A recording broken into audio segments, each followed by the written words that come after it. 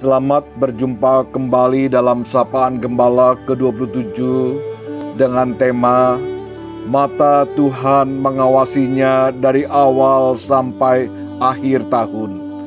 Didasari dari Ulangan pasal 11 ayat 11 dan 12. Tetapi negeri kemana kamu pergi untuk mendudukinya, ialah negeri yang bergunung-gunung dan berlembah-lembah, yang mendapat air sebanyak hujan yang turun dari langit. Satu negeri yang dipelihara oleh Tuhan Allahmu. Mata Tuhan Allahmu tetap mengawasinya dari awal sampai akhir tahun. Kita baru saja melewati tahun 2020. Tahun yang tidak mungkin dapat kita lupakan.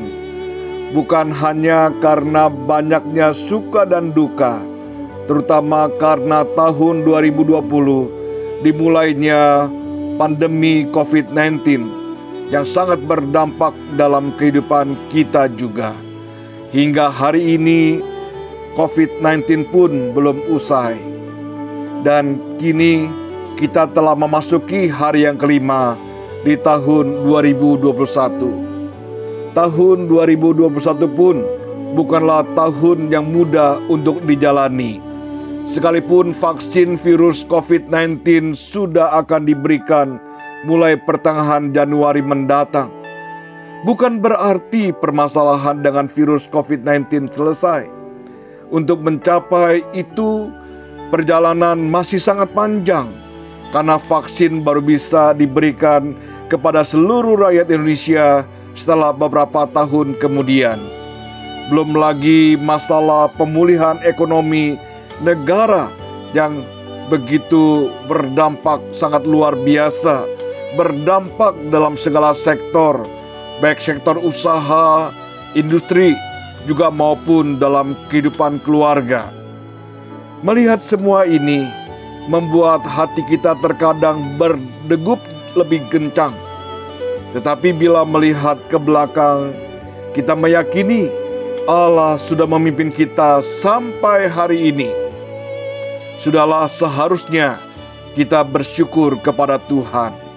Sekalipun bukan jalan yang mudah, tetapi kita percaya Allah yang sudah memampukan kita melewati semuanya itu. Firman Tuhan hari ini mau mengingatkan kita bahwa mata Tuhan Allah mengawasi kehidupan umatnya dari awal sampai akhir tahun. Setelah selesai akhir tahun dan kita segera memasuki awal tahun lagi, di sana pun Allah juga tetap mengawasi kehidupan kita. Bagian firman Tuhan ini dilatar belakangi tatkala bangsa Israel tidak mampu melihat apa yang sebenarnya diberikan Allah kepada mereka. Allah melepaskan mereka dari perbudakan di Mesir dan memberi sebuah tanah perjanjian yang sangat subur, berlimpah dengan susu dan madunya, seperti yang dikatakan dalam ayat 10 dan 11. Sebab negeri kemana engkau masuk untuk mendudukinya bukanlah negeri seperti tanah Mesir dari mana kamu keluar, yang setelah ditabur dengan benih harus kau airi dengan jerih payah seakan-akan kebun sayur. Tetapi negeri kemana kamu pergi untuk mendudukinya ialah negeri yang bergunung-gunung dan berlembah-lembah, yang mendapat air sebanyak hujan yang turun dari langit. Lalu Musa mengingatkan janji yang indah dalam ayat 12.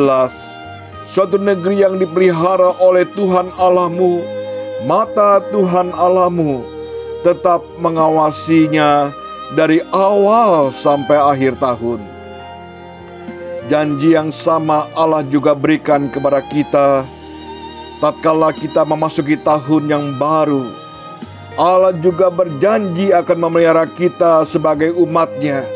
Artinya tetap ada penjagaan, tetap ada perlindungan, penyertaan, pertolongan terhadap kita sebagai umatnya dari awal sampai akhir tahun. Wow, satu janji yang besar dan luar biasa. Sebab itulah, janganlah kita merasa khawatir di dalam memasuki tahun yang baru. Melangkahlah dengan iman, terfokus kepada janji Allah yang agung, yang Allah berikan kepada kita. Allah sudah berjanji, Dia pasti akan menepatinya. Mata Tuhan Allahmu tetap mengawasi dari awal sampai akhir tahun. Seharusnya juga membuat kita berhati-hati dalam menjalani kehidupan ini. Di hadapan Allah semuanya transparan, tidak ada yang tersembunyi.